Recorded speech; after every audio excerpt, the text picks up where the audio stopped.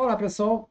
Gostaria de compartilhar aqui um argumento que foi colocado pelo Lauro Monteclaro, de um grupo do Zap que eu participo, que é Grupo dos Crentes, alguma coisa assim. E ele colocou um comentário, pedi autorização para ele autorizou a eu postar o comentário. Então vamos ver o que ele falou aqui. Sim, porque é o contrário. O pessoal que é presunçoso, eu admito que certas coisas eu ignoro. Não? Sim, porque é o contrário. O pessoal que é presunçoso, eu admito que certas coisas eu ignoro. Eu não estou preparado para discutir ideologia, volto a colocar. Se chegar um ufólogo e começar a discutir com você sobre aerodinâmica, começar a falar de pressão inferior da asa, do flap, do sei o que, você não vai entender também. Então vai chegar uma hora que vai provar para você, entendeu? Que determinado fato foi um fato extraterrestre, foi a presença de uma nave alienígena, só que ele vai acabar provando isso para você, certo? Você não está preparado, provavelmente, para entender de geometria, de astronomia. Então, uma hora o cara vai provar para você, ele vai começar a falar de magnetismo, de não sei o quê, que a Terra é plana, não sei o que lá. Uma hora você não vai conseguir. Ele vai apresentar um argumento para você que você não vai entender, certo? Ele vai falar sobre alguma coisa de astronomia que você não domina. E você, não querendo ser ignorante, você vai acabar engolindo a ideia dele e vai achar que a Terra é plana. Então, ou você vai fazer o que eu estou falando, assumir que você não sabe. Mas a maioria das pessoas não quer assumir que não sabe, que não entende desse assunto, entendeu? Esse é o truque. Então, você quer me convencer e convencer o grupo de que teoria da evolução é um assunto que está em grande discussão, que ainda está em aberto, que não sei o quê. O terraplanista diz a mesma coisa, os defensores do Triângulo das Bermudas, o cara que vem aqui falar sobre as aparições de Medjugorje, né? A aparição de Fátima, a falsa irmã Lúcia, entendeu? Então, o professor que se dedica, você vai lá, ele tem umas 20 aulas dele sobre a falsa irmã Lúcia, as profecias de Fátima, ele só fala disso, entendeu? É impossível você argumentar com um cara desse.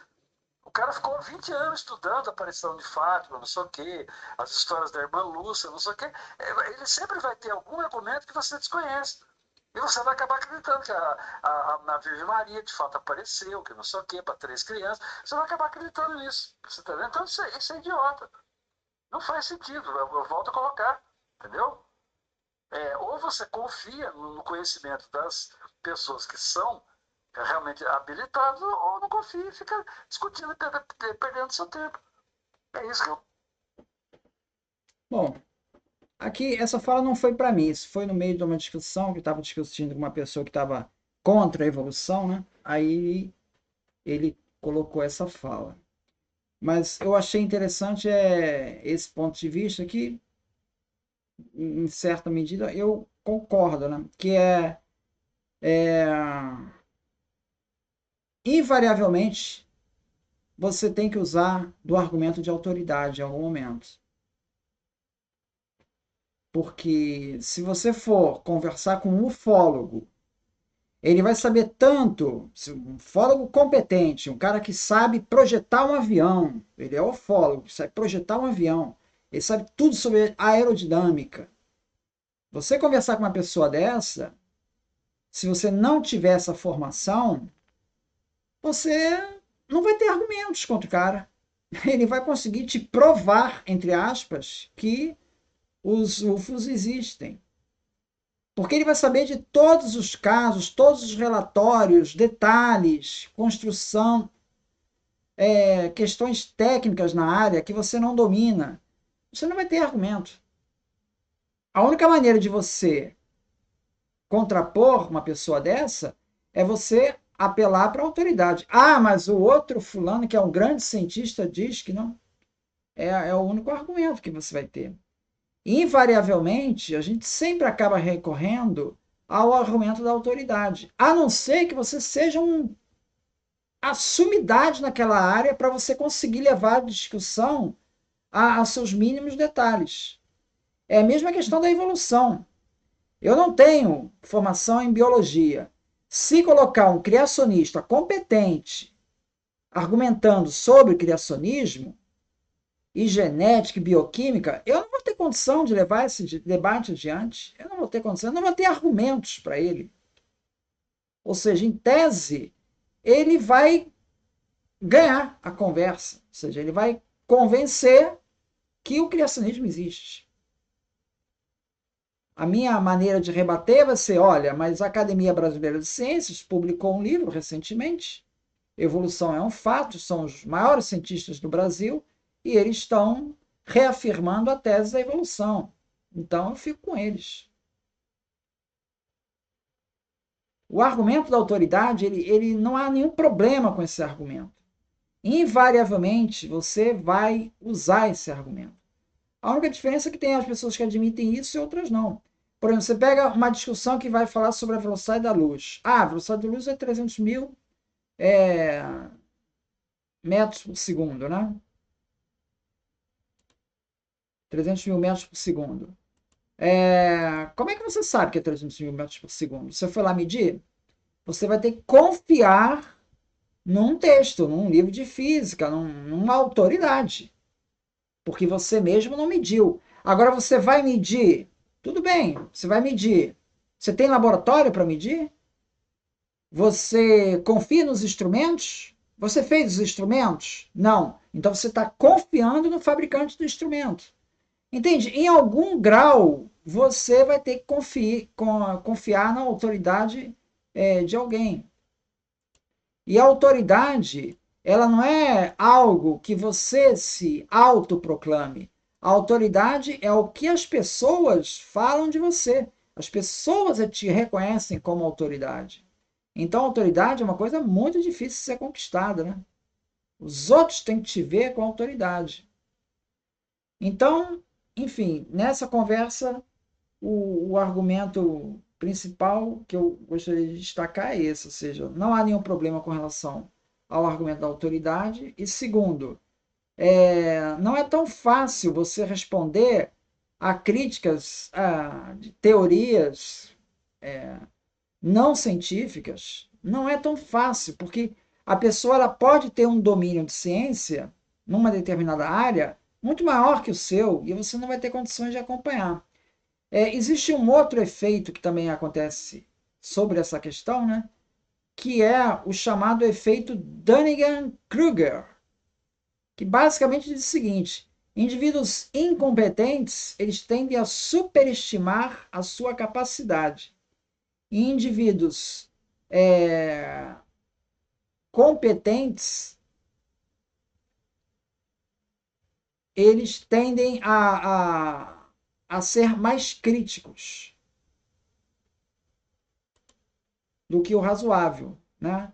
Então, esse efeito Dunning-Kruger, ele destaca que existe um viés cognitivo em pessoas de mais baixo nível de habilidade ou conhecimento em determinada área para superestimar suas próprias capacidades.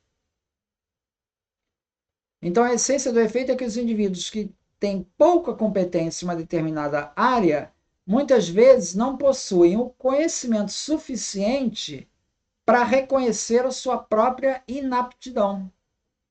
Então, isso os leva a fazer julgamentos, muitas vezes, exageradamente otimistas sobre as suas próprias habilidades.